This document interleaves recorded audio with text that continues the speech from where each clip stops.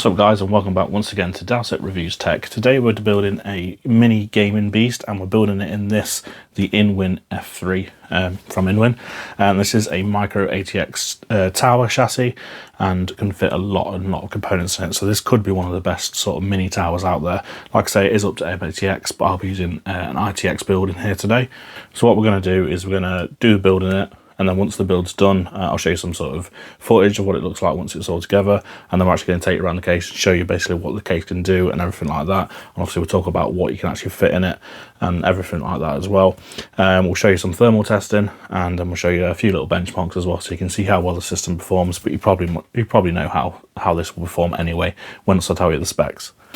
So the specs I'm going to be using in this, start off, the CPU is the 7900X from AMD, AM5, and that's a 12 core 24 thread processor, boost up to about 5.4 I believe. That'll be going on a B650E-I mini ITX motherboard. Like I say, I'm using ITX in this. It does take up to an M-ATX, but I only have ITX available, and to be fair, it works really well in here. To cool the CPU, I will be using the Thermalright Frozen Warframe 240. It can take up to a 280 in the top, I believe, but I'm using a 240 on it just because that's what I've got to hand. For the RAM, I'll be using 2x 16GB of Clev CRAS V RGB RAM, and that's running at 6,000 mega transfers per second. The graphics card I'll be using in this is the Red Devil 7900 XTX from PowerColor. Absolute beast of a card and absolutely massive, so that gives you an idea of what sort of stuff you can fit in this case. I'll be using two M.2, 1TB and a 2TB drive in this. The first one as the main drive will be a 2TB P44 Plus from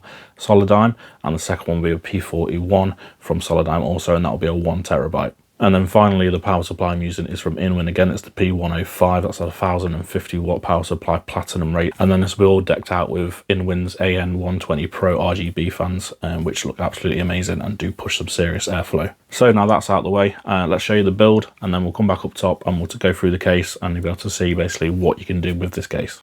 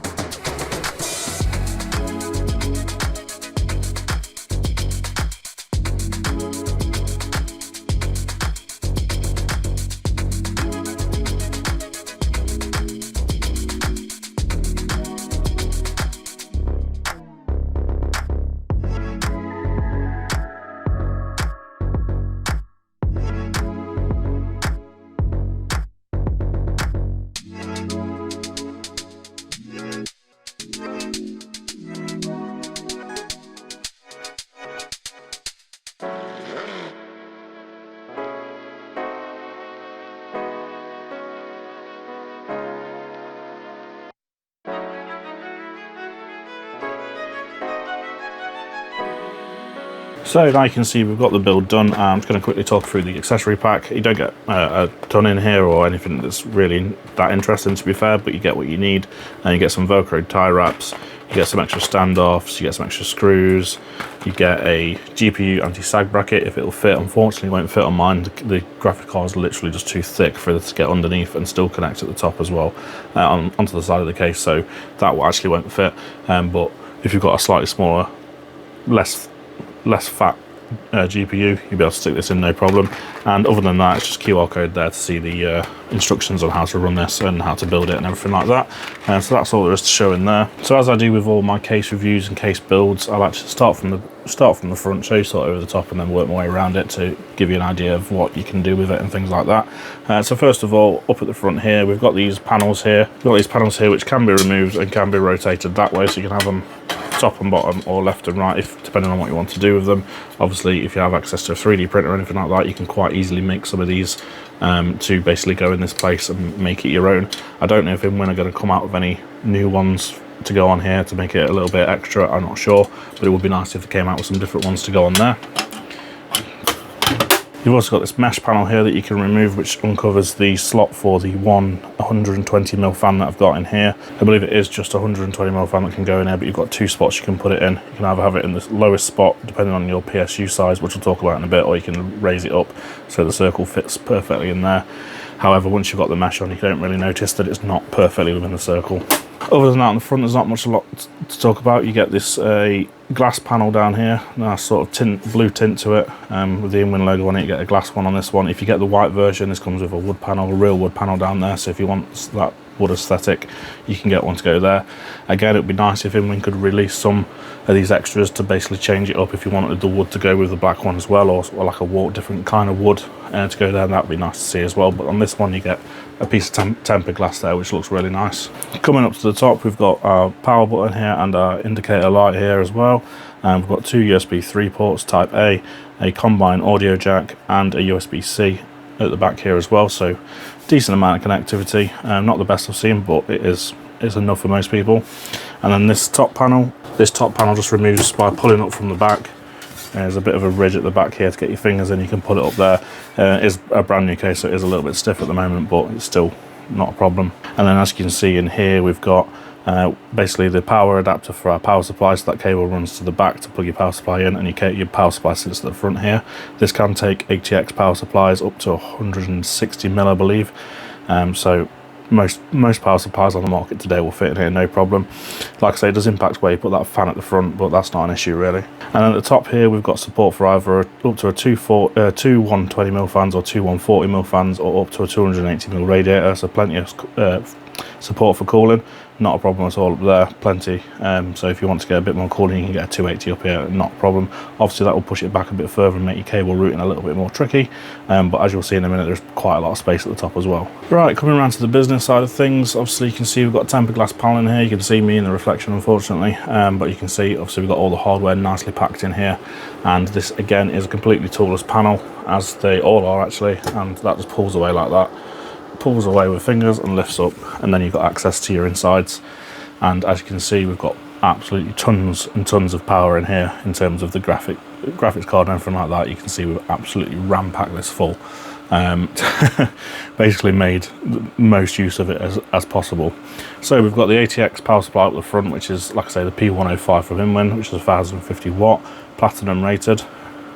We've got the mini ITX board in there as well. Like I say, it can take up to an M-ATX. This also supports BTF and Project Zero from MSI and asus. So if you've got one of those boards, or you're thinking about getting one of those, you can get the M-ATX ones that will fit in this, and you can get back connectors, which would make this probably a little bit more tidy. The only thing I can really say is a downside of this is you can see all the cables coming out the bottom of the power supply, and you can kind of see them routing to the back as well. You probably could do a bit better job in terms of routing them, but it is quite difficult as your cables come out the bottom. But it doesn't look too bad, I don't think. Obviously, let me know what you think in the comments below, and we'll discuss that. So in terms of support, the graphics card can be up to 340mm long, and this card is actually 330 or 338 or something, 330, so it is just within really, another 10mm it says, to be able to get that in there. However, looking at this, I reckon you could push it and get a bit more in. You just you'd eat into that. It'd just make sorting your cables out inside there a little bit more difficult. Let me just show you in there to have a look. As you can see, you've got all that space in there as well, so you've probably got another 20-30 mil if you can sort of cram your cables out of the way. You'll be able to actually get a bigger GPU in there, but this is a massive GPU anyway, so you shouldn't really need to. But you'd definitely be able to get some 4090s in there, not a problem. Whether we'll be able to get the new 5090s in when they come out, I don't know. But yeah, there we go. So like I said, I've got a 240 cooler on top. I've got a 120 at the back there, which is supplied with the case.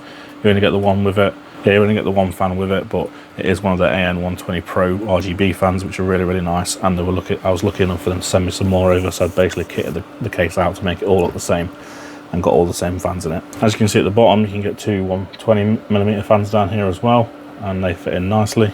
So it is just up to two 120mm fans in there. You can't put any 140s in the bottom there, but 120s are more than enough. And as you can see, I've got this huge graphics card in it. They are basically touching the bottom of the graphics card. But this does also mean that your graphics card is going to stay cooler for longer whilst gaming.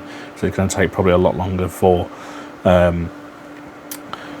the GPU fans to ramp up, because they're getting cooling all the time from the intake fans on the bottom as well. So it's really, really nice. I would probably suggest, if you were going to do this, is put some slim fans in, because you probably want. I have had to prop this up a little bit when running it, because the actual fans are catching on this. But that's because the GPU sag. It's not the fault of the case. But it is a generally massive GPU, which probably isn't intended to be fitted in here, but it does fit, and as you can see, it's up to 340mm in length, and we've managed to get it in there, and it looks really, really nice. Now, carrying on with the theme of cooling, maximum air cooler size you can get here is up to 160mm in height, so it's quite a lot of coolers really. Will fit in here no problem, and you'll get them in there, and not without touching the glass. Obviously, I've got an AIO in here, so it fits in no problem whatsoever, and I've got this lovely thermal right one with the InWin video playing on there as well to make it look a bit special. And yeah, there's absolutely plenty of room in here to get all your components in here and not look out of place, and to basically just be filled. There's hardly any empty space in here, which is what I like to see. It looks really, really good. So yeah, there's that there. Moving on to the back of the case, it's pretty much standard. Like I said, there's a 120mm at the back there, and you get 4 PCIe slots, so technically you can get up to a 4-slot GPU in there. If you did go down to a 4-slot, you would not be able to put any fans in there, and it's probably not recommended to put fans in there with this one, because although it is up to 4 slots, that's without fans at the bottom.